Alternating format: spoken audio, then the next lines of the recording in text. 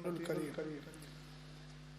نہایت ادب و احترام کے ساتھ نبی آل نبی پہ درود و سلام کا ہدیہ پیش کریں، پڑھیں بآواز بلند اللہ رب محمد صلی اللہ علیہ وسلم نحن عباد محمد صلی اللہ علیہ وسلم صلاۃ و سلام علیک یا رسول اللہ صلی اللہ تعالی علیہ وسلم۔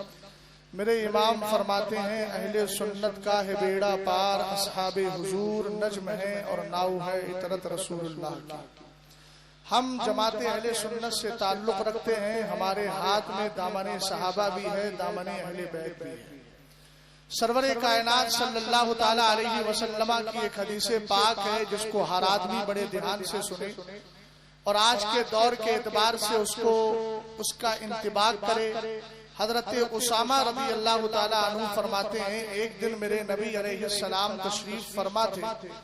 کہاں تشریف فرماتے؟ ٹیلے پر تشریف فرماتے۔ اشرف النبی صلی اللہ تعالی علیہ وسلم علی اطم من اطعام المدینہ، نبی کریم صلی اللہ تعالی علیہ وسلم نے اس ٹیلے پر سے جھانک کر نیچے دیکھا۔ اہل ممبر کی بھی خاص توجہ چاہوں گا، کچھ باتیں مجھ جیسے ناکار لوگ بھی کبھی کام کی باتیں کر لیتے ہیں۔ غور فرمائیے گا، سرور کائنات نے مدینہ شریف کے ٹیلے پر چڑھ کر اوپر سے نیچے کی طرف جھانک کر دیکھا اور صحابہ اکرام سے فرمایا حل ترون ما ارا، اے میرے صحابہ یہ بتاؤ جو میں دیکھ رہا ہوں وہ تمہیں نظر آ رہا ہے کہ نہیں؟ صحابہ اکرام نے عرض کیا نہیں میرے آقا۔ تب سرور کائنات نے ارشاد فرمایا انی لا ارا الفتنہ خلال بیوت، انی لا ارا الفتنہ تقع خلال بیوتکم کمواقع القطر، اور ایک روایت میں ہے کوقع القطر۔ سرور کائنات صلی اللہ تعالی علیہ وسلم نے ارشاد فرمایا میں اس وقت اپنی آنکھوں سے دیکھ رہا ہوں تمہارے گھروں کے اندر فتنے ایسے اتر رہے ہیں جیسے بارش کے قطرے تمہارے گھروں میں ٹپکتے ہیں اور گرا کرتے ہیں۔ ابھی برسات کا موسم گزرا ہے، ہر آدمی جانتا ہے جب بارش برستی ہے اور اس کے قطرے گرتے ہیں ہر جگہ پر گرا کرتے ہیں۔ آج ہمارے پورے ہندوستان کو آپ دیکھیں، ہر گھر کے اندر ایک عجیب کہانی ہے، ہر علاقے میں ایک عجیب کہانی ہے، ہر جگہ ایک نیا فتنہ پیدا ہو رہا ہے۔ سرور کائنات نے پہلے ہی فرما دیا، لیکن یہ کون سا فتنہ ہے؟ آئیے ذرا مسلم شریف کی حدیث پاک کو اٹھائیں۔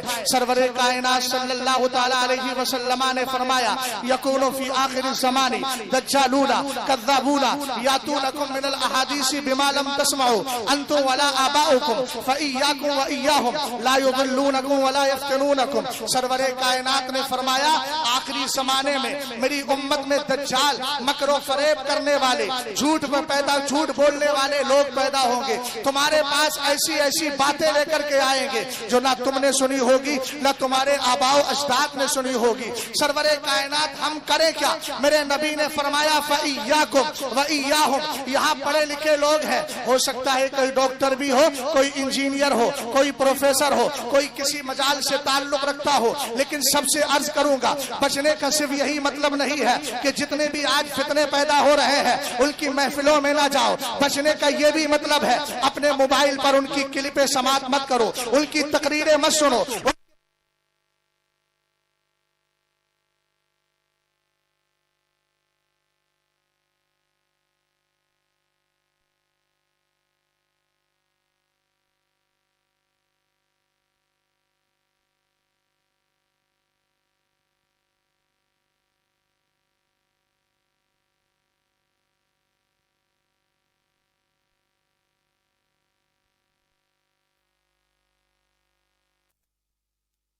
ان اللہ اختارنی واختار لی اصحابی فجعل لی منہم وزراء وانصارا واسحارا۔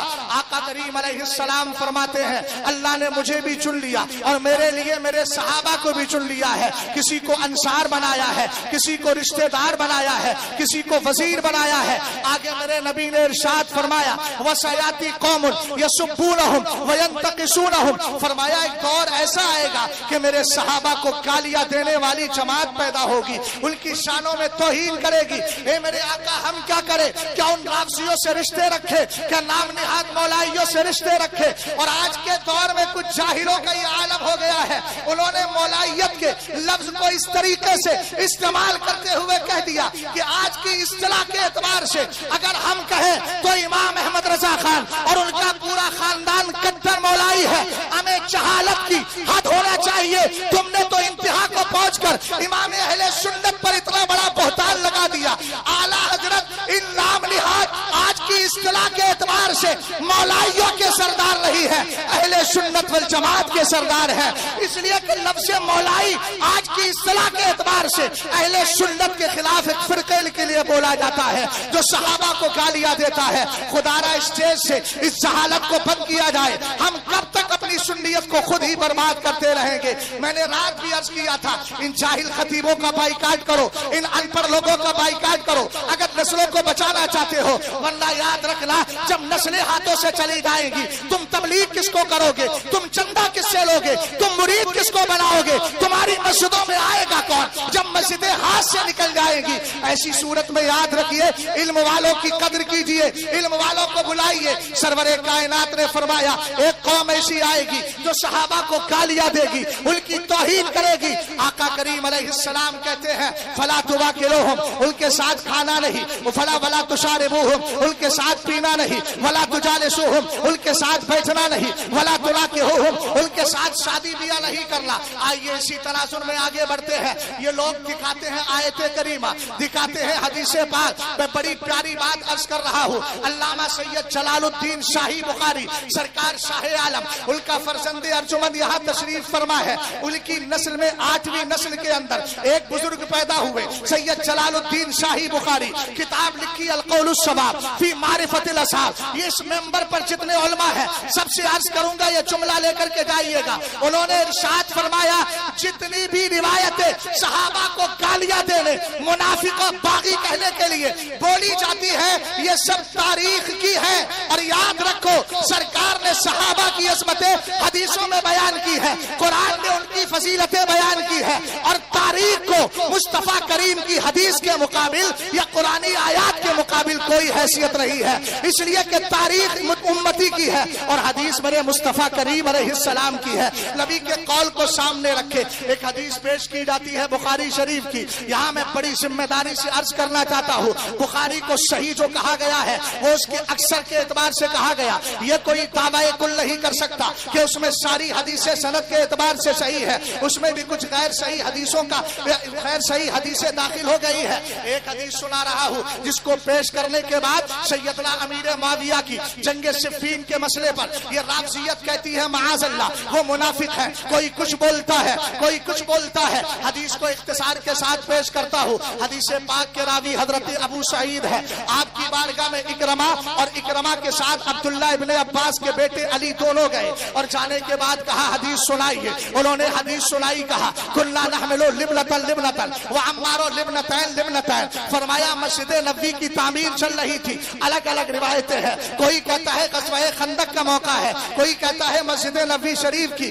اس اعتبار سے بھی امیر المومنین فی الحدیث تشریف فرما ہے. اس کے متن میں بھی اضطراب ہے, اور اضطراب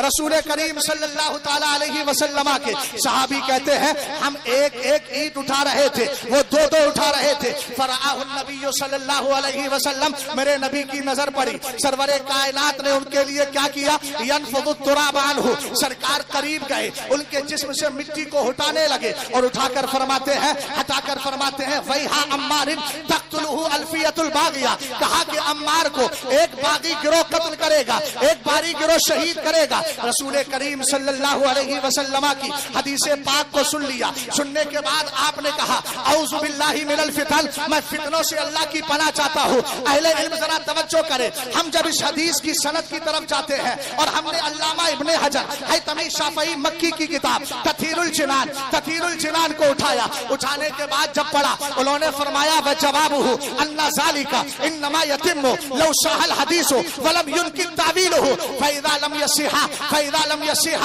فَلَا يُسْتَدَلُّ بِهِ. فرمایا وَالْأَمْرُ كَذَلِكَ فَإِنَّ فِي سَنَدِهِ ضَعْفًا يَسْقُطُ الْإِسْتِدْلَالُ بِهِ. آپ فرماتے ہیں اس کا جواب یہ ہے کہ یہ حدیث پاک اگر صحیح ہوگی تب اس سے استدلال کیا جائے گا, اور صحیح ہونے کے بعد بھی اگر اس کی تعویل نہیں نکل پائے گی تب اس سے استدلال کیا جائے گا، لیکن یہ حدیث روایت کے اعتبار سے صحیح بھی نہیں اور اس کی تعویل بھی موجود ہے۔ ہم نے کہا صحیح کیسے نہیں ہے؟ حدیث کی سند پر گئے، ہمیں 4 راوی ملے، پہلے کا نام مسدد ہے، دوسرے کا نام عبدالعزیز ابن مختار ہے، تیسرے کا نام خالد حذا ہے، چوتھے کا نام جو ہے چوتھے راوی کو ہم نے دیکھا، ان کا نام اکرمہ ہے۔ جب ہم نے تہذیب التہذیب کو اٹھایا، میزان الاعتدال کو اٹھایا، ہم نے ان بزرگوں کو پڑھا جن کا نام اصول حدیث میں زبردست انداز میں آتا ہے، تو پہلے راوی مسدد کے لیے ہماری میزان الاعتدال میں ملتا ہے، وہ فرماتے ہیں سنو یہ جو راوی ہے نا جس کا نام مسدد ہے، انہوں نے کہا یہ قابل احتجاج نہیں ہے، یہ قابل استدلال نہیں ہے۔ اور ہم نے جب تہذیب التہذیب کو اٹھایا، اس کے بعد پڑھا تو عبدالعزیز ابن مختار کے بارے میں کہا گیا لیسا بشیء، یہ معتبر راوی ہے ہی نہیں۔ اس کے آگے جب ہم خالد حذا کو پڑھتے ہیں تو ابو حاتم نے کہا لا یحتج بہ، ان کو استدلال میں پیش نہیں کیا جا سکتا۔ سعید ابن مسیب کو پڑھا، کون سعید ابن مسیب؟ جب یزید نے گھوڑے بندوائے تھے، ایک ذات دیوانگی کے عالم میں مسجد نبوی شریف میں موجود تھی، پوچھا گیا نمازوں کا علم کیسے ہوتا تھا؟ کہا مصطفیٰ کی قبر سے آواز آتی تھی، سمجھ جاتا تھا نماز کا وقت ہو گیا ہے۔ یہی سعید ابن المسیب فرماتے ہیں اکرمہ کے بارے میں، کہتے ہیں انہو کذبا، اکرمہ جھوٹا آدمی ہے، اس نے حدیث میں جھوٹ گڑا ہے، اس طرح کی سند کے اعتبار سے۔ اور یہ اہل علم بیٹھے ہیں، جب سند میں اتنی گڑبڑی ہو جائے تو پھر حدیث میں استدلال کیسے کیا جائے گا؟ ہم نے کہا دوسری بات اور سن لیجیے، اب اس کے متن پر آتے ہیں۔ آپ کا پہلا جملہ کیا ہے؟ تقتلہ الفیۃ الباغیہ، کہا لفظ باغی آ گیا، امیر معاویہ کو لفظ باغی بول کر کوئی منافق کہہ رہا ہے، کوئی کچھ بول رہا ہے، مگر ان ظالم کتوں کو بتا دے رہا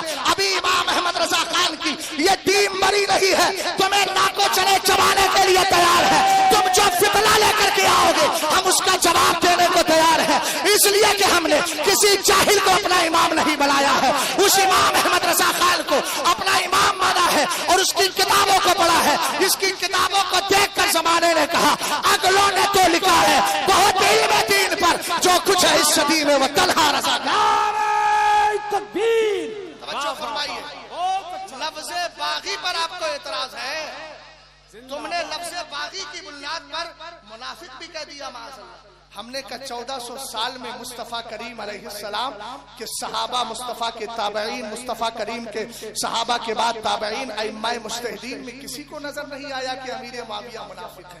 یہ آج کا ظالم جاہل آدمی 2-4 کتابیں بھی نہیں پڑھتا، کلپوں سے اپنے سارے علم کا مبلغ بیان کرتا ہے، وہ کہتا ہے یہ باغی ہے۔ ہم نے کہا لفظ باغی کا معنی پوچھنا چاہتے ہو تو میں کسی اور کی بارگاہ میں نہیں لے کر جاتا، حضرت علی کی بارگاہ میں لے کر کے جا رہا ہوں، لیکن اس سے پہلے قرآن کی آیت پیش کرو۔ بغا یبغی کا معنی چاہنا بھی ہوتا ہے، بغا یبغی کا معنی خلاف کھڑا ہونا بھی ہوتا ہے، بغا یبغی کا معنی کسی کے خلاف سازش کرنا بھی ہوتا ہے، الگ الگ معنی آتے ہیں۔ ہم نے کہا کبھی ایسا بھی ہے کہ صحابہ اکرام کی 2 جماعتیں آپس میں اختلاف کر لیں، ان کے لیے بھی لفظ بغا یبغی کا استعمال ہوا ہے، ذکر کیا گیا ہے، لیکن قرآن پاک کو پڑھے وَإِن طَائِفَتَانِ مِنَ الْمُؤْمِنِينَ اقْتَتَلُوا فَأَصْلِحُوا بَيْنَهُمَا فَإِن بَغَتْ إِحْدَاهُمَا عَلَى الْأُخْرَى فَقَاتِلُوا الَّتِي تَبْغِي حَتَّى تَفِيَّ فَإِن فَاءَتْ فَأَصْلِحُوا بَيْنَهُمَا بِالْعَدْلِ وَأَقْسِطُوا إِنَّ اللَّهَ يُحِبُّ الْمُقْسِطِينَ۔ سرور کائنات گوشت دراز پر تشریف فرما ہے، آپ کا گزر انصار کی جماعت کے قریب سے ہوا،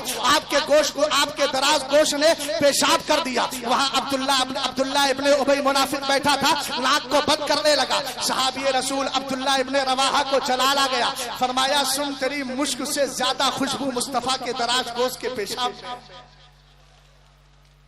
اسی میں اختلاف بڑھ گیا، وہی ہو گیا اختلاف، لیکن عبداللہ ابن ابی کی جماعت جو انصار کی جماعت تھی وہ تو صحابہ تھے، ان کا اختلاف کس سے ہو گیا؟ عبداللہ ابن رواحہ کی جماعت سے ہو گیا، آپس میں اختلاف ہوا، قرآن کی آیت اتر گئی۔ میں نے کہا اب لگائیے فتویٰ، یہاں پر بھی بغا یبغی کا کلمہ ہے، کیا حکم لگاؤ گے؟ یاد رکھنا رسول کریم صلی اللہ تعالی علیہ وسلم کے صحابہ میں جو اختلاف ہوا ہے اس کا ہرگز یہ مطلب نہیں لفظ باغی کی بنیاد پر کسی کے خلاف زبان درازی کی جائے۔ اور دوسری بات سنیے گا، ہم نے جب بخاری شریف کے قدیم نسخوں کو تلاش کرنے کی تحقیق کی اور اس کے بعد پتا چلا قدیم نسخوں میں یہ الفاظ ہے ہی نہیں، تقتلہ الفیۃ الفیۃ الباغیہ اس میں موجود ہی نہیں ہے.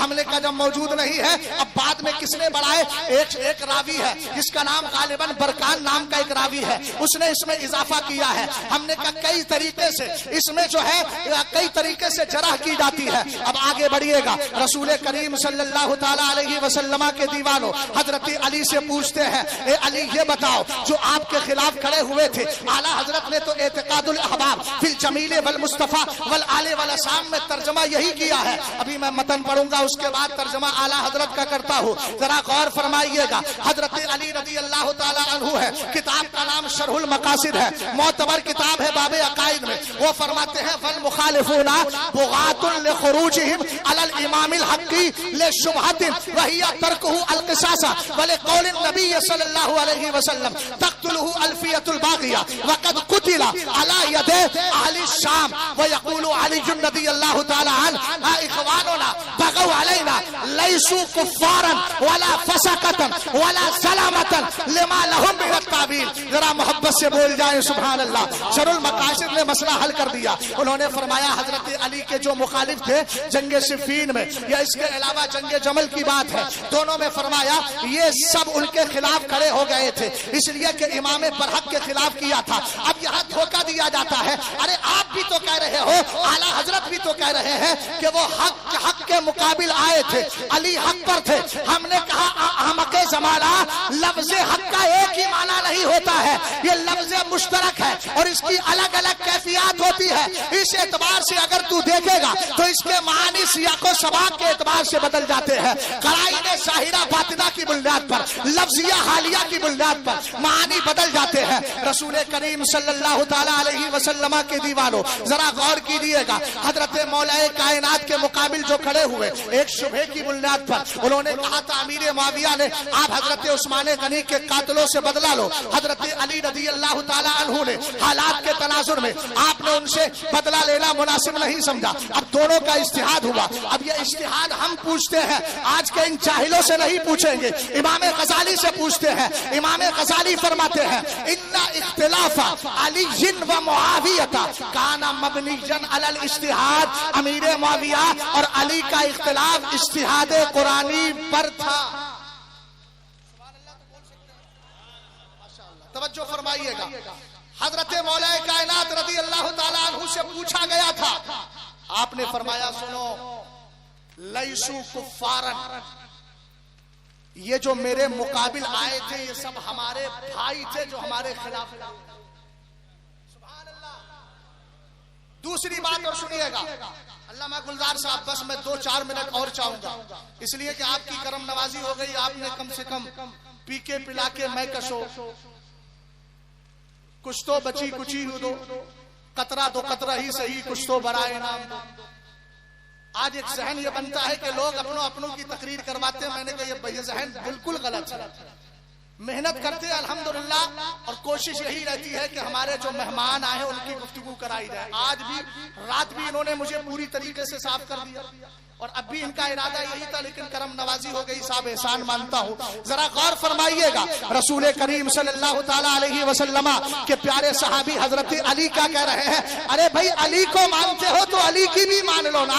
حضرت علی نے کہا لیسو کفارا, لا تو یہ کافر تھے, ولا سلامتا, لا یہ ظالم تھے, ولا فسقتا, لا یہ فاسق تھے. اے میرے مولا کیوں نہیں تھے؟ فرمایا لما لهم من التاویل, اس لیے کہ ان کے پاس ایک تعویل تھی اور اسی تعویل کی بنیاد پر یہ چیز انہوں نے کی. پتہ یہ چلا سنیو, جب مجتہدین کے درمیان اختلاف ہوتا ہے تو ہم وہاں پر انگلیاں نہیں اٹھاتے. یہ مجتہدین قربان ہے ان صحابہ مجتہدین پر. حضرت امیر معاویہ عام صحابی نہیں ہے, اللہ نے منصب اجتہاد پر فائز کیا تھا. اسی لیے تو عبداللہ ابن عباس کی روایت ہے بخاری شریف کی, ابن ابو ملیکہ آئے کہنے لگے اوترا معاویہ تو برکاتن امیر معاویہ تو ایک ہی رکعت پڑھتے ہیں فطر کی. آپ نے فرمایا ماہ زبان بند کر, فإنہ قد صحب النبی صلی اللہ علیہ وسلم, وہ نبی کے صحابی ہے, جو دیکھ کر کر رہے ہیں وہ دیکھ کر ہی کر رہے ہوں گے, ان کے پاس اپنی دلیل ہوگی. بس آخری بات عرض کر رہا ہوں, مجھے یہ بتائیے جنگ صفین پہلے کی ہے یا صلح حضرت امام حسن پہلے کی؟ جنگ صفین پہلے ہے نا, جلدی بول دیجئے, آپ جتنا جلدی بول دیں دیں گے اتنی جلدی ختم ہو جائے گی. جنگ صفین پہلے ہوئی نا, صلح امام حسن بعد میں ہوئی. میرے سرکار نے کیا کہا تھا؟ لعل اللہ یصلح بہ بین فئتین عظیمتین من المسلمین. سرکار نے کہا تھا یہ میرا بیٹا ان ابنی ھذا سید, یہ میرا بیٹا حسن سردار ہے. بولیے بولیے سردار ہے. کہا اس کے ذریعے اللہ مسلمانوں کی دو بڑی جماعتوں کے درمیان صلح کرا. ہم تو سند مصطفیٰ علیہ السلام کے اہل بیت ہی کے لے کر آ رہے ہیں. جنگ صفین پہلے ہے, حضرت امام حسن کی صلح بعد میں ہے. بغاوت کی بنیاد پر اگر امیر معاویہ کو معاذ اللہ منافق اور کافر کہنے والوں رافضی کتوں تو یہ بتاؤ امام حسن پر کیا حکم لگاؤ گے اور مصطفیٰ کی حدیث کے بارے میں کیا کہو گے؟ بس چلتے چلتے ابن عساکر کی روایت اٹھا کر اس مسئلے کو کلیئر کر کے جاتا ہوں. ارے آپ کو جنگ صفین سے مسئلہ ہے نا, آؤ ذرا ہم بھی تمہارے سامنے آ کر مسئلے کو کلیئر کر دیں. عبداللہ ابن عباس کہتے ہیں کننا عند النبی صلی اللہ علیہ وسلم و ابو بکر و عمر و عثمان و معاویہ اذ اقبل علی بن ابی طالب. کہتے ہیں میں عبداللہ ابن عباس کہتے ہیں میں حضرت ابو بکر, حضرت عمر, حضرت عثمان, امیر معاویہ یہ سب بیٹھے ہوئے تھے. اتنے میں مولا کائنات آ گئی. سرور کائنات نے کہا یا معاویہ تو اتحب علی, اے معاویہ تجھے میرے علی سے پیار ہے؟ کہنے لگے فواللہ الذی لا الہ الا هو انی لاحبہ حبا شدیدا. کہا میں قسم خدا کی قسم کھا کر, خدا کی قسم یاد کر کے کہتا ہوں میں علی سے ٹوٹ کر محبت کرتا. یہ اس نبی کے بارے میں اس نبی کے بعد جواب دیا جا رہا ہے جس کی نظر یہاں بھی ہوتی ہے اور یہاں بھی ہوتی ہے. جواب اگر خلاف ہوتا تو جب اس کے بعد بارے میں بتا دیا جاتا. سرکار نے فرمایا انہا ستکون بینکما ہنیئۃ, تم دونوں کے درمیان ان قریب جنگ ہوگی, ان قریب جنگ ہوگی. حضرت امیر معاویہ نے کہا فما یکون بعد ذلک, حضور اس کے بعد کیا ہوگا؟ میرے نبی نے فرمایا عفو اللہ و غفرانہ والدخول الی الجنہ. فرمایا اس کے بعد اللہ کی طرف سے بخشش بھی ہو جائے گی, مغفرت بھی ہوگی, جنت میں داخلہ ہوگا. اب کچھ بچا ہے صحابہ سب کے سب رشد و ہدایت کے نجوم. تم کرو تحکیم, فیصلہ تم کرو تحکیم ان کی. ہم کو کب درکار ہے؟ اہل سنت کا ہے بیڑا پار, اصحاب حضور لجم ہے اور لاؤ ہے, اطرت رسول اللہ کی. یہاں جتنے خطبہ تشریف فرما ہے سب سے گزارش کروں گا اعتراضات کے جوابات دیجئے. بہت سے سنی یہ کہہ کر گمراہ ہو جاتے ہیں کہ ہمارے پاس تو فلاں کا جواب ہی نہیں ہے. ہم نے کہا آج تقریر روایتی نہ کیجئے, صرف واقعات پر اکتفا کر کے. اماں ابا کی فضیلت یقیناً قرآن و حدیث سے ثابت ہے, میں اس کا انکار نہیں کرتا, لیکن صرف آنکھوں میں دو قطرے لا کر قوم کو رلا کر یہ قوم کا حل نہیں ہوگا. اس وقت ضروری ہے چاہے کتنے بھی انجینئر آئے, چاہے کتنے بھی الٹے سیدھے لوگ آئے, ان سب کے